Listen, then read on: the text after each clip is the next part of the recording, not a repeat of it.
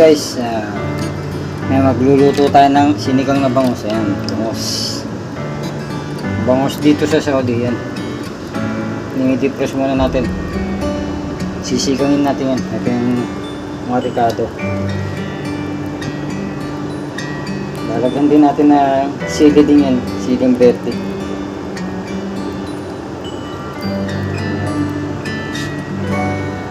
Panghapunan namin. Sinigang na bangus. Okay mga guys, i-update ko na lang kay mama. I-depress muna natin yan, tapos ayusin ko itong himayin ko itong mga gulay. Mamaya na lang guys, update ko kayo.